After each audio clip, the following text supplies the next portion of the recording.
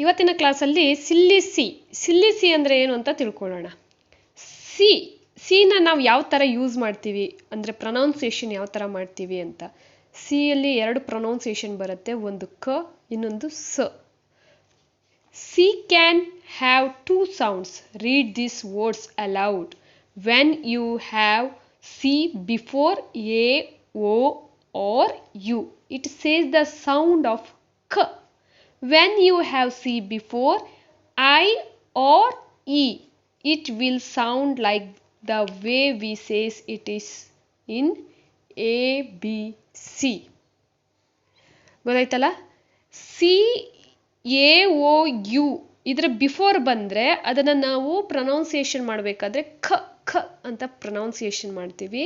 ಅದೇ ರೀತಿ ಇ ಮತ್ತು ಐ ಈ ಎರಡು ಲೆಟರ್ಗಳ ಬಿಫೋರ್ ಸಿ ಏನಾದರೂ ಬಂದರೆ ನಾವು ಸ ಅಂತ ಯೂಸ್ ಮಾಡ್ತೀವಿ. ಇದರಲ್ಲಿ ಇನ್ನೊಂದು ಲೆಟರ್ ಇದೆ, ಇವು 5 ಓವಲ್ಸ್ಗಳು. ಇದು ಬಿಟ್ಟು ಕಾನ್ಸನೆಂಟಲ್ಲಿ ವೈ ಅಂತ ಬರುತ್ತೆ.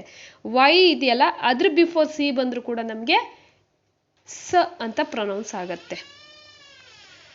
ಈಗ ಕೆಲವೊಂದು ವರ್ಡ್ಗಳನ್ನ ನೋಡೋಣ.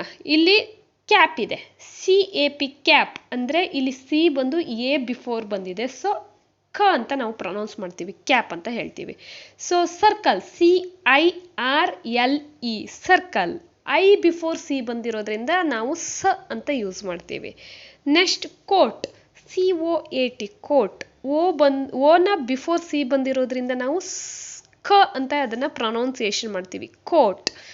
Next cup, CUP cup, U before C ಬಂದಿರೋದ್ರಿಂದ ನಾವು ಅದನ್ನು ಕ ಅಂತ ಯೂಸ್ ಮಾಡ್ತೀವಿ. ಇದೇ ಥರ ನಮಗೆ ಏನು ವರ್ಡ್ಸ್ ಬರುತ್ತೋ ಅದರಲ್ಲಿ ನಾವು ಸಿ ಎಲ್ಲಿದೆ ಅಂತ ಚೆಕ್ ಮಾಡಬೇಕು. ಅಂದರೆ ಬಿಫೋರ್ ಯಾವ್ದು ಲೆಟರ್ ಬಿಫೋರ್ ಬಂದಿದೆ ಅಂತ.